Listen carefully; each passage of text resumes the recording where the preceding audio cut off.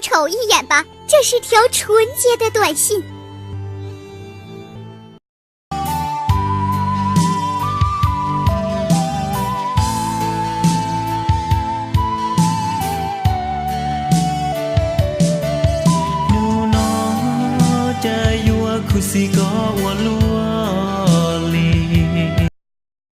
Tôi có lừa tiền nó cô chỉ tao cô chỉ chưa mua sao sao chỉ mua tiền mua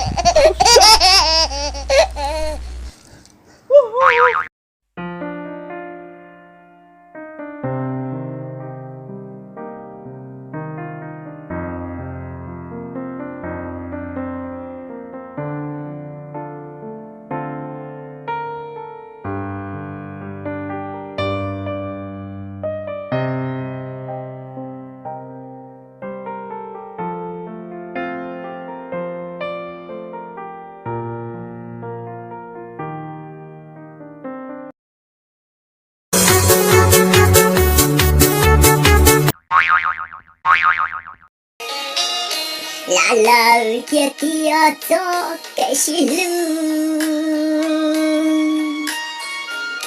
dạo nó chạy cũ chỉ tao có là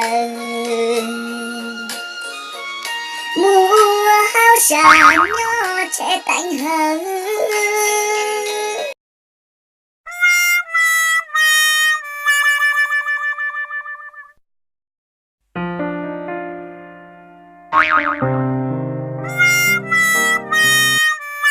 A Di Đà Phật, con muốn đi tu hả? Thánh tăng, con xã ua hao xá. A Di Đà Phật.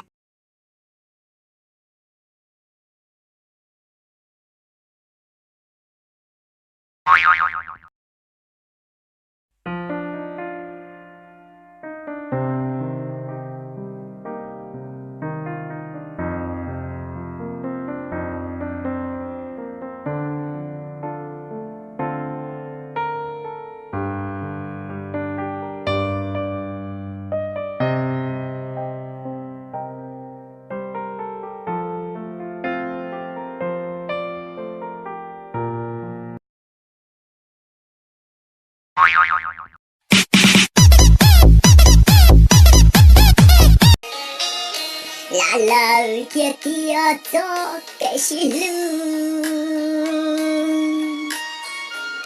dạo nó chạy cũ chỉ tao có là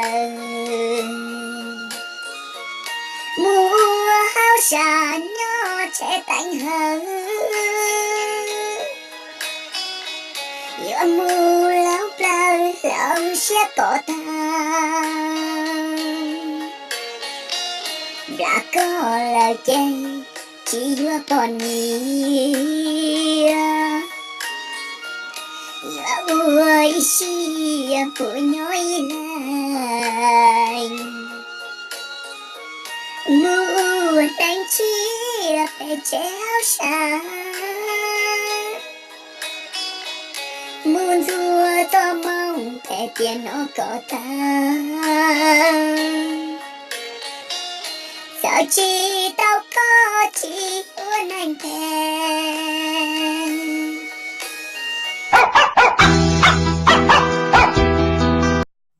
À, tôi có lúa à? Chạy cho cái gì lúa là thấy nó xưa. Con mà con đâu mà.